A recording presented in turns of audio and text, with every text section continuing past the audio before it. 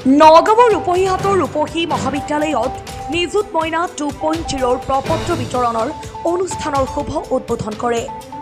মুখ্যমন্ত্ৰী হিমন্ত বিশ্ব শৰ্মাই 2.0 নিযুত মইনাৰ উদ্বোধনী অনুষ্ঠান প্ৰজেক্টৰ জৰিয়তে ছাত্ৰীসকলে অংশগ্ৰহণ কৰে। এই আঁচনিৰ জৰিয়তে ৰূপহী মহাবিদ্যালয়ৰ ছাত্ৰীসকলৰ যথেষ্ট উপকৃত হৈছে। বিগত বৰ্ষত লাভ কৰা নিযুত মইনা আঁচনিয়ে ইতিমধ্যে বহু কলেজ এৰি যোৱা ছাত্ৰীৰ সংখ্যা হ্ৰাস কৰিছে। 2.0 আঁচনিত ৰূপহী মহাবিদ্যালয়ৰ 700তকৈ অধিক ছাত্ৰী অন্তৰ্ভুক্ত হ'ব বুলি জানিবলৈ দিয়ে অধ্যক্ষই। সংখ্যালঘু প্ৰধান অঞ্চল ৰূপহীত নিযুত মইনা আঁচনিয়ে বাল্য বিবাহ ৰোধ আৰু কলেজ এৰি যোৱা ছাত্ৰীৰ সংখ্যা হ্ৰাস কৰাৰ লগতে নামভৰ্তিৰ সংখ্যা বৃদ্ধি কৰিছে। ভিডিঅ' জাৰ্নেলিষ্ট মৃণালৰ সহযোগত নগাঁৱৰ পৰা বিভূতি বৰাৰ প্ৰতিবেদন বটদ্ৰা লাইভ। Thank U. এতিয়া কথাটো হ'ল আপোনালোকক যে এই যে পইচাটো দিছে সেইটো পইচা বুলি নাভাবিব। পইচা আপোনালোকে যদি হিচাপ কৰে তেতিয়াহ'লে একদম কম হ'ব, 1200 টকা মাত্ৰ, 1000 টকা মাত্ৰ।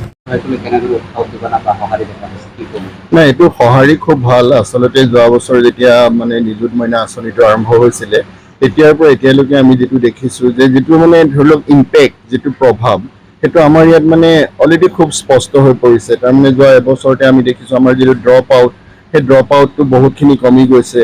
বা আমি এনেই যিবোৰ আমি খবৰ পাওঁ যে আগতে এই যিটো আমি বাল্য বিবাহৰ কথা কওঁ সেইটোও বহুখিনি কমি গৈছে। আচলতে আমাৰ ৰূপহীৰ নিচিনা অঞ্চলত বা গাঁৱৰ হওক বা সংখ্যালঘু অধ্যুষিত অঞ্চলত ইয়াৰ প্ৰভাৱ খুব সুদূৰ প্ৰসাৰী হ'ব আৰু ইতিমধ্যে আমি সেই প্ৰভাৱবোৰ দেখিবলৈ পাইছোঁ।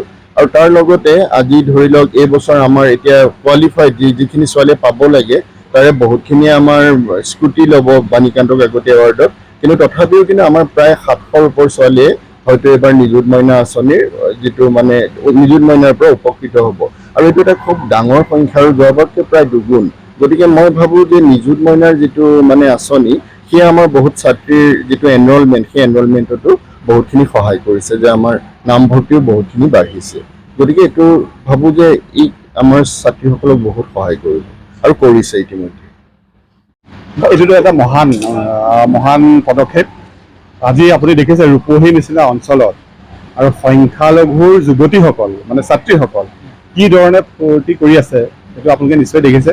গতিকে মই এজন সমাজসেৱক হিচাপে বা ৰূপহীৰ বাসিন্দা হিচাপে মই মাননীয় মুখ্যমন্ত্ৰীক এই পদক্ষেপৰ বাবে সঁচাকৈ কৃতজ্ঞতা জ্ঞাপন কৰিছোঁ। আৰু আমাৰ এই যে মহাবিদ্যালয়ৰ কৰ্তৃপক্ষকো ধন্যবাদ আৰু কৃতজ্ঞতা জনাইছোঁ। 100%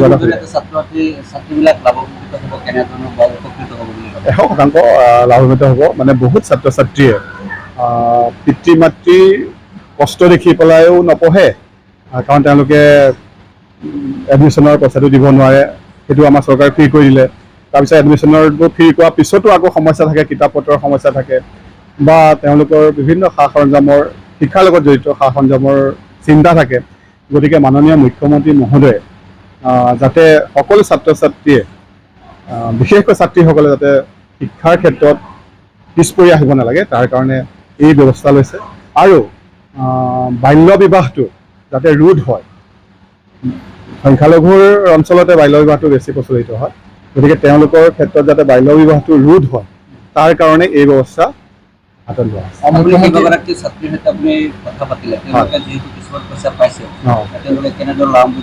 তেওঁলোক বহুত আনন্দিত হৈছে, কৈছে যে মামাই আমাক ইমান সুন্দৰ এটা ব্যৱস্থা কৰি দিছে। বোলো কি কিনিলা?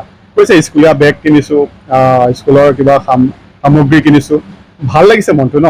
এজন পিতৃ মাতৃ আৰু এজন অভিভাৱকৰ দায়িত্বটো আমাৰ মাননীয় মুখ্যমন্ত্ৰীয়ে কি ধৰণে পালন কৰিছে এই কথাটো শুনি পেলাই ভাল লাগিছে।